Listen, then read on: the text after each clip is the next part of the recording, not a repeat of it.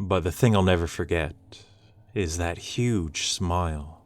It just seemed like it took up way too much of her face. This story takes place in 2008. My family was invited by one of my brother's friends to go trick-or-treating in their neighborhood. At the time, I was a 13-year-old boy, but I was quite tall for my age. The night was normal for the most part, until I got to one house. After leaving that house, I was suddenly tackled to the ground by a kid about my age who put a knife to my neck. My first reaction was to kick him off of me. Back then, I was known for my ability to send people flying a few feet when pinned to the ground. He flew off, but the next thing I know, I'm surrounded by more kids our age, all of them with pocket knives too. I knew I could take on one of these kids, but 6 or 7, I was no match for. I bolted as fast as I could, but the group gave chase, and we ended up running for 10 or 15 minutes. That's when I found a place to hide. I jumped into a bush, and about 20 seconds later, I see the whole group run past me. That was my cue to return to my brother's friend's house. Nothing serious happened after that, though as we were leaving the area that night, my mom pointed out a few cop cars with some kids getting into them. One of them looked just like the kid who tackled me. When I saw my brother's friend next, he mentioned that nobody was hurt by them and that they said they were just playing a prank, but I guess it was more than enough for somebody's parents to call the police.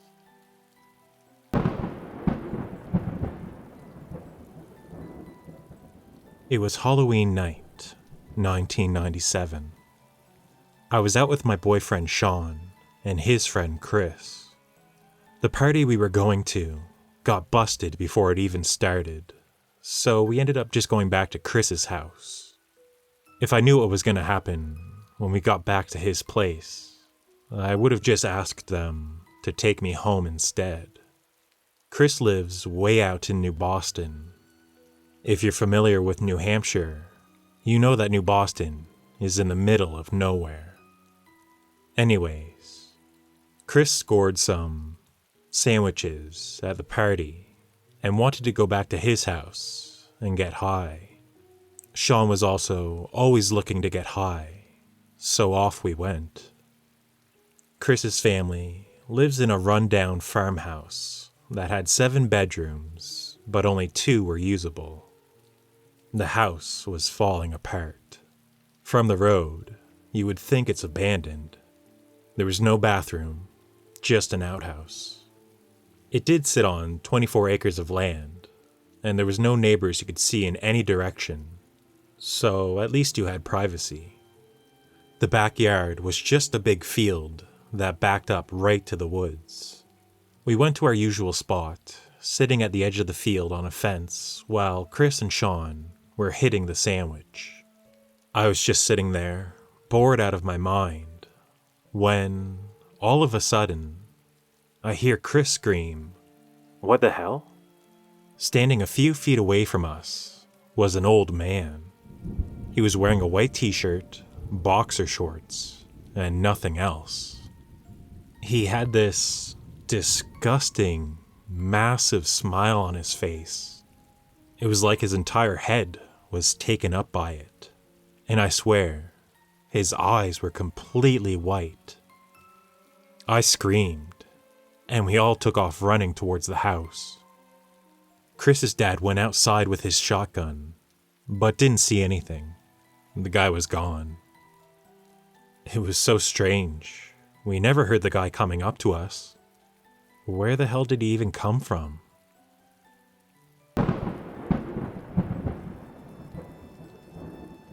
For years, I had this creepy doll you could buy at a Halloween store. It was a bride dressed in black with tears going down its cheeks. There was a little voice box inside that whenever you squeezed its stomach, it would say something creepy. There were about 5 different lines the thing could say, if I remember correctly. Anyways, a few years later, on Halloween night, I was sleeping in my bed when I woke up to the doll falling off its nightstand. It was never placed near the edge, so I have no idea how it fell. But when it did, the voice box went off and it said, "There's someone in the closet." Needless to say, I was terrified. I got out of bed, turned on the lights, and of course, checked out the closet. Nothing was there, but I did have trouble falling back to sleep after that.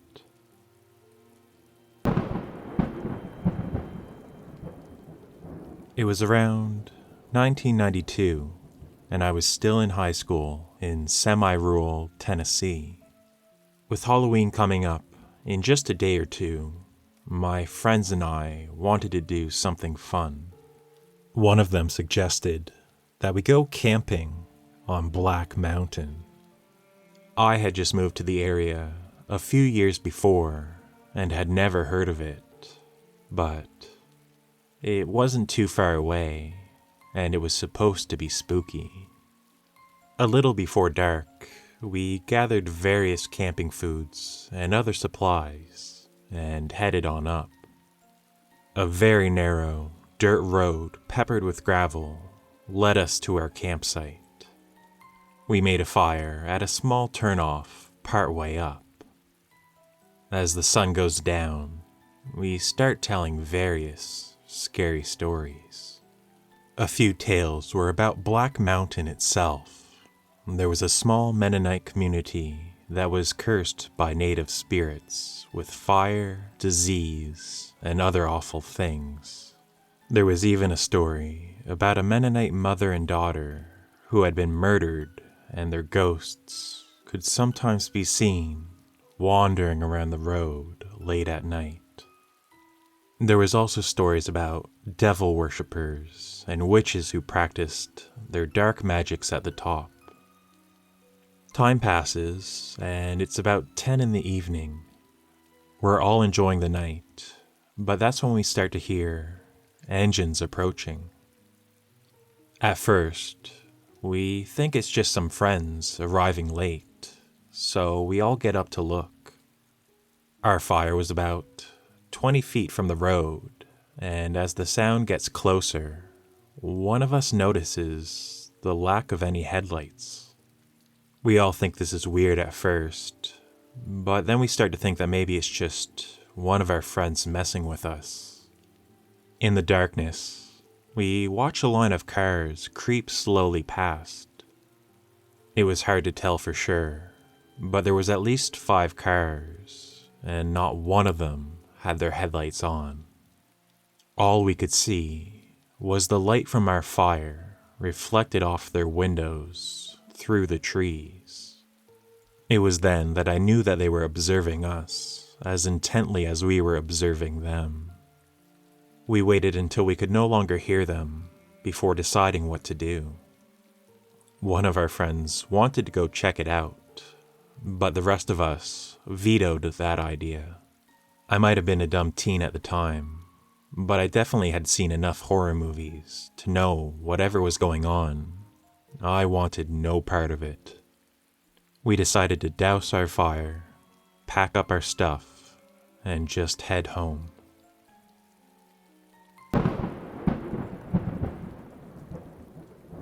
Let's do one more story. This one's called Old Lady Wanted Us to Go Inside. When I was little, like 8 or 9, I was walking ahead of my mom and aunt with my cousin on Halloween. We knocked on the door of this one house that looked kind of run down, but not too out of the ordinary.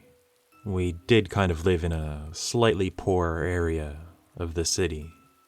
Anyways, this old lady answers the door. She looked like a stereotypical creepy old witch.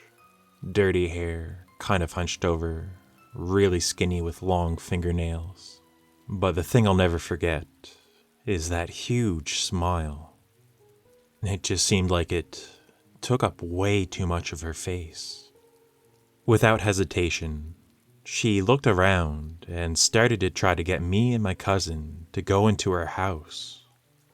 She was saying, "The candy bowl's too big to carry, so you have to come in and get it." She just repeated that over and over again. Now me and my cousin, we weren't stupid, and started to get ready to walk away until we heard a toilet flush and an old guy, most likely her husband, come out and grab the candy bowl from the counter and gave us a couple pieces of candy. That's when I heard him say to the woman, No, these are trick-or-treaters," and then he shut the door right in our face. Due to other similar scenarios that we had heard about from classmates and my own personal experience, it didn't really click with me that I could have been in danger. After moving away from there for a few years, I started realizing stuff like that was not normal. Hey guys, Scary Stories here. I hope you're doing well tonight, and I hope you enjoyed those stories. Remember to not go into strangers' houses, even if they're offering you candy to do so. Pretty sure that's a red flag. If you liked the video, give it a like. If you disliked it, give it a dislike. Subscribing always helps. I think we got one more Halloween video before the big day. Should be fun. But yeah, I'll see you then. Bye for now. Chris's dad went outside with his shotgun